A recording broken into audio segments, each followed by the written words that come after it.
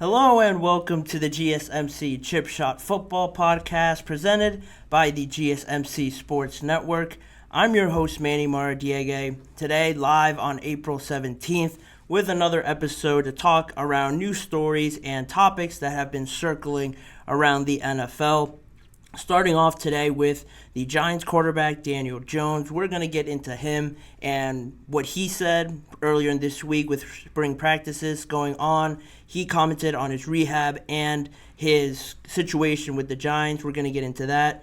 Then later on, we're going to talk about the Green Bay Packers. They have 5 picks in the first 3 rounds. So what sort of strategy, what can they do with those picks going forward with just a little bit over a week left to go until the NFL draft?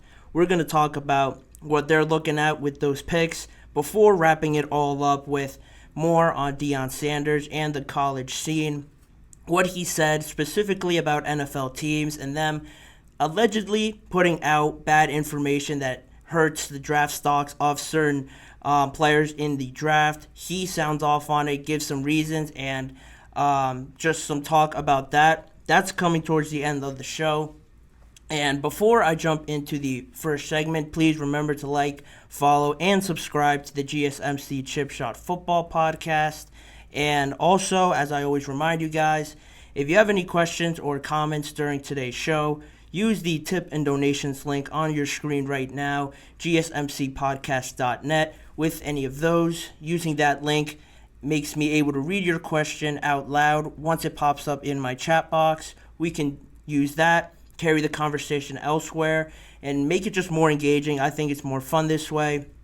It's a big help for this show as well as all the other shows across the network. So again, if you could use the tip and donations link with any of your questions at GSMCPodcast.net. But like I mentioned to start the show, we're going to talk about Daniel Jones. I've mentioned just last show talking about the Giants on the defensive side of the ball. Now we focus back again, circle back again to the offense, and the main thing is Daniel Jones, the quarterback, just like on any team. The spring practices started on Monday, and Brian Daboll, Daniel Jones were there for day one. They both met with the social media reporters, anybody else there that was asking questions. Daboll went first, virtually giving an interview with some social media members there, and they asked him about Daniel Jones, where he's at, how he's seen him up to this point, and he said, "It's day one of phase one. I'd say he's making progress. I don't want to say further, ahead, or behind. He's doing everything we need him to do, hitting it head on, and he's making strides." That's what Brian Daboll said on Daniel Jones' ACL recovery. That was his latest injury this past season. He also dealt with a neck injury, and then came the ACL injury that ultimately ended his season. And that's really where the conversation starts with the whole quarterback situation, where this offense is going in the future. Everybody knows that the quarterback is the biggest position, the most important position. So that being so, the Giants now have the 6th overall pick, and just like a few years ago when Daniel Jones was drafted, ironically with the 6th pick, they find themselves in another situation where there's been a lot of talks with them around drafting a quarterback, people not being so sure, confident in Daniel Jones because the play on the field hasn't been great, but you could also say that that has to do a lot with who's around him. Have they really supported him, surrounded him with the necessary talent that he needs to succeed? That's a question. I think it's a very valid question. And also there's the injury history, the just all the neck injuries, the ACL injuries, the ball security problems that he had early in his career.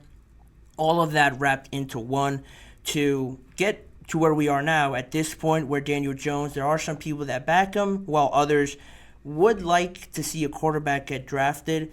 It is tough at number 6 because of where they sit. All the talk has been Caleb 1. The Commanders are sure to draft 1. The Patriots are in a situation where they can, but there's also been trade talks around them. Then you have the Cardinals, again, another trade up spot where teams are looking into to try and move up. Teams like the Broncos, Raiders, the Vikings, all, I'm sure, are communicating with the Cardinals around that situation. Then just a pick in front of them, number 5, the Chargers. Yeah, you could technically trade up, but also, is there going to be any quarterback left there at 5, in all honesty, that you would want to draft? So realistically, the Giants are looking, if they were to make a quarterback selection, I don't think they can stay put at 6. And then at that point, do you give up more to go get a quarterback, even though you still don't really have the pieces around him to be successful, have a number 1 option? The O-line is still shaky. There's still a lot of questions left, and to draft another quarterback, I think would just raise more questions, in all honesty, rather than sticking with Daniel Jones, which I probably anticipate them doing. It might not be the most popular suggestion option at this point, but I think long-term it'll probably work out better for them. And Daniel Jones was actually asked about this, the Giants' interest in the number 6 overall pick, and on just that and how he views that, what his thoughts are on that. He said, "I think I can get into trouble when you try to think too much about some of the things and how it all works out. I'm just focused on what I'm doing, and that's my rehab, getting healthy, spending time with the guys, and making sure we're all on the same page." That's what he said in terms of the quarterback interest from the Giants, allegedly. And that brings up the contract as well. You look at the latest contract Daniel Jones got with the Giants recently, that 4-year, $160 million deal that they gave him. And, 4-year, $160 million. Just a season ago now, last offseason, that was a big talking point, just because, you had Saquon on the team. Now he obviously moves on, and you're stuck with Daniel Jones, and everyone, again, relating back to the quarterback, drafting one, is second-guessing now. Everyone, even in the organization, it seems, with reports and sources coming out from the Giants, that people just within the organization are second-guessing that decision, handing Daniel Jones that massive contract. And it looks like it handcuffed the Giants at the moment. You're thinking, wow, like 4 years, $160 million. How could you not just write it out without having an enormous amount of dead cap money? Well, it's a critical year now, bringing that all up, and the way the contract was structured this year proves to be a lot more important than I think a lot of people actually know, because the New York Giants can actually move on from his contract because of an out that's in the deal, an opt-out option, if you will, that's included in that deal, which would minimize the dead cap hit if they decided to use it after this year. So, it's 4 years. Technically there would be 3 more years, or actually 2 more years after this season coming up. But because of that opt-out option that is in the contract, the Giants don't necessarily have to be handcuffed to Daniel Jones for another 2.5 years, or another year at least. They have that option. There will still be dead cap money, but at least it won't be as much as it would if you just opted out or just decided to move on from him while he's still under contract. So that alleviates a little bit of that pressure and a little bit of the just consequences the Giants could face if they just hit the red panic button and move on. There is a little bit of hope there for them, and I say if again because they might not want to move on from him. Say they draft a wide receiver, say they feel that Daniel Jones hasn't really been given a fair chance, and they go with him.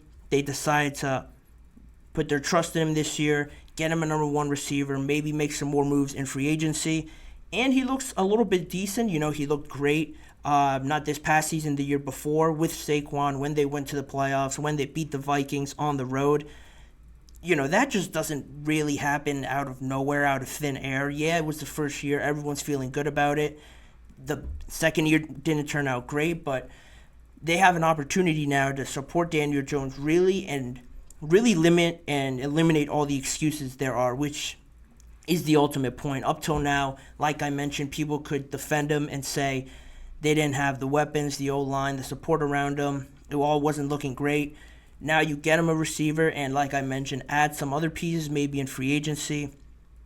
It could look a little bit better, and then after, if it's still bad, if it's still not looking how you want it to, at least you know for sure now what you have in Daniel Jones in this offense, and you can know if you desperately need to move on.